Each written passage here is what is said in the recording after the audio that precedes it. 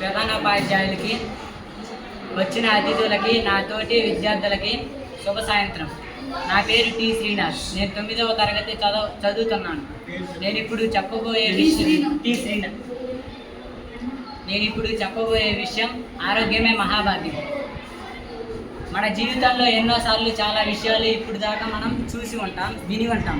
కానీ ఆరోగ్యం అనే మాట కొత్తగా వింతగా అయితే ఉండదు.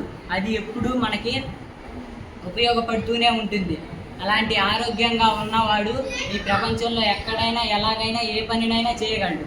ఆటలు ఆడడమైనా, పాటలు పాడడమైనా, ఇలాంటివి ఏ పనినైనా చేయగలడు. ఒక ఆరోగ్యంగా ఉన్నవాడు ఒక ధనవంతుడితో సమానం.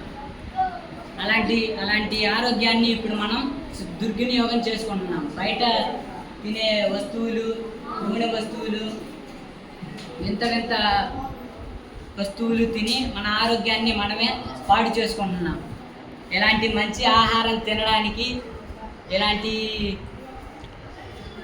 ఆకుకూరలు, కూరగాయలు, పండ్లు, ఇలాంటి మంచి ఆహారం మనం తినాలి. మరియు మాంసాహారం, గుడ్లు, పాలు ఇలాంటివి కూడా ఎక్కువగా తినాలి. వ్యాయామం రోజుకి ఒక్కసారైనా చేయాలి. వ్యాయామ ఉపాధ్యాయురాలు దగ్గర రోజుకి ఒక్కసారైనా నేర్చుకొని మనం వ్యాయామం చేయాలి. యోగా వలన చాలా ఉపయోగాలు ఉన్నాయి. అలాగే యోగా కూడా రోజుకి ఒక్కసారైనా చేయాలి.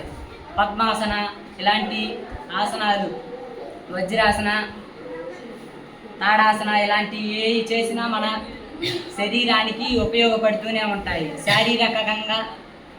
శారీరకంగా మరియు దృఢంగా ఉంటాము. చేతులు కడుక్కునేటప్పుడు మన మంచినీరు దగ్గర 7 బొమ్మలు ఉన్నాయి.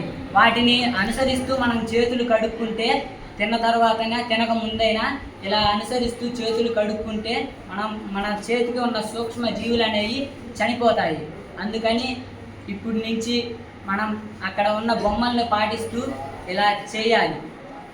మరియు ఎక్కడికి వెళ్ళేటప్పుడైనా ఖచ్చితంగా కాళ్ళకి చెప్పులు మాత్రం ఉండాలి.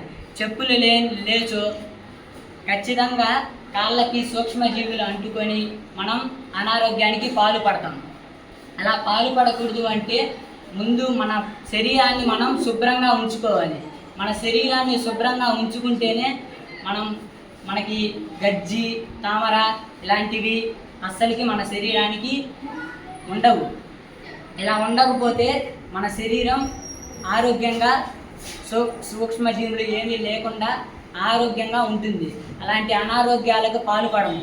అలాంటి అనారోగ్యాలకు పాల్పడకపోతే మనకి ఏ రోగాలు ఉండవు. ఇప్పుడు ఒకటి చెబుతాను నేను మన తరగతిలో. ధన్యవాదాలు.